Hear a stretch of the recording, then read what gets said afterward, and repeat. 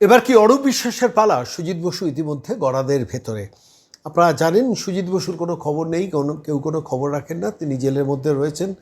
এই মুহূর্তে দাঁড়িয়ে তার বিরুদ্ধে একাধিক তদন্তে চলছিল এবং সেই তদন্তের প্রেক্ষিতে দাঁড়িয়ে শেষ পর্যন্ত এনফোর্সমেন্ট ডিরেক্টরেট এবং সেন্ট্রাল ব্যুরো অফ ইনভেস্টিগেশন তাদের তদন্তের প্রেক্ষিতে এই মুহূর্তে সুজিত বসু জেলে, এবং সেটা নিয়ে বাংলা সংবাদ মাধ্যমে কোনো খবর নেই। কিন্তু এবার কি অরূপ বিশ্বাসের পালা? হ্যাঁ, ইঙ্গিত তেমনই।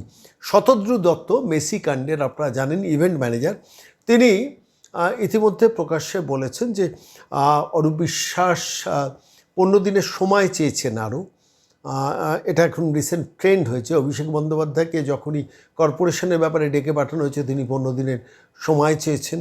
অভিষেক বন্দ্যোপাধ্যায়কে যখন অন্যান্য সইজাল কাণ্ডে ডেকে পাঠানো হয়েছে তখনও তিনি 15 দিনের সময় চেয়েছেন, কিন্তু ইনভেস্টিগেটিং এজেন্সি সিআইডি ইতিমধ্যে অভিষেক বন্দ্যোপাধ্যায়কে 15 দিন সময় দিতে রাজি নন। 7 দিনের মধ্যে আবার তাকে ডেকে পাঠিয়েছেন। তার মধ্যে আবার এনফোর্সমেন্ট ডিরেক্টরেট গতকাল এসেছিল অভিষেক বন্দ্যোপাধ্যায়ের বাড়িতে এবং তাকে 15 তারিখ ডেকে পাঠিয়েছে।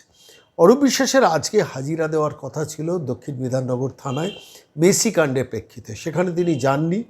যা রিপোর্ট শেষ পর্যন্ত যে সরাসরি তিনি বলেছেন যে আরও 15 দিন তিনি সময় চান, তার মধ্যে হয়তো কলকাতা হাইকোর্টে মুভ করবেন, সেখানে হয়তো জামিন চাইবেন কিংবা ভার্চুয়াল শুনানির আবেদন প্রেয়ার করবেন।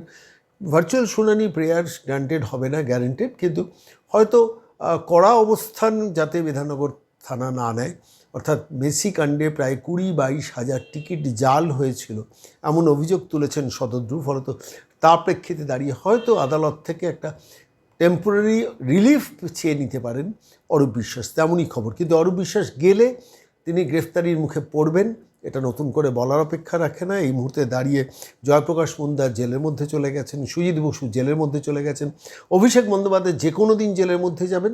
এবং অরূপ বিশ্বাস কাণ্ডে শতদ্রু দত্ত, মেসি কাণ্ডে যিনি ইভেন্ট ম্যানেজার ছিলেন, যা যা তথ্য প্রকাশ্যে এনেছেন, তারপরে তিনি বলেছেন আরও বেশ কিছু তথ্য আমার হাতে আছে যেগুলোকে আমি আদালতে প্রয়োজন হলে পেশ করব।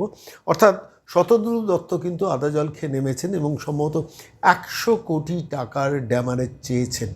এদিকে মেসি কাণ্ডের টাকা কি দর্শকরা ফেরত পাবেন, যেটা তৎকালীন যিনি ডিজি ছিলেন, ভারপ্রাপ্ত ডিজি ছিলেন রাজীব কুমার প্রকাশ্যে বলেছিলেন? জানি না সেই সেই সেই সেই পর্ব কবে আসবে, সেই পর্ব আদৌ আসবে কি না। কিন্তু একটা ঘটনা ঘটতে চলেছে, সেটা হচ্ছে যে অরূপ বিশ্বাস জেলের মধ্যে যেতে চলেছেন। আদালত হয়তো টেম্পোরারি রিলিফ দিলেও দিতে পারে। 15 দিনের সময় চাওয়ার পেছনের কারণ হচ্ছে অরূপ বিশ্বাস যাচ্ছেন আদালতে রিলিফ চাইতে, আর সেই রিলিফ দীর্ঘকালীন হবে না। হয়তো দেখা যাবে যে এবারে দুর্গাপুজোর আগেই অরূপ বিশ্বাস জেলে থাকবেন। যেমন সুজিত বসু জেলে রয়েছেন, তিনি অবশ্য শ্রীভূমির পুজোর উদ্যোক্তা, পুজোর আগেই হয়তো বেরিয়ে আসতে পারেন। কিন্তু অরূপ বিশ্বাস তিনিও তো চেতলার খুব সুরুচি সঙ্গের নামী পুজোর উদ্যোক্তা। ফলত তিনি যদি জেলে থাকেন পুজোটা ভালোভাবে হবে কি করে, সেই প্রশ্নও আসছে। কিন্তু আমার নিজের ধারণা অরূপ একই সঙ্গে সুজিতের সঙ্গে জেলবাস করবেন, কিন্তু সুজিত হয়তো আগে বেরিয়ে আসবেন, অরূপ হয়তো পরে, কিন্তু জেলটা নিশ্চিত। খবর আপাতত সেই রকমই।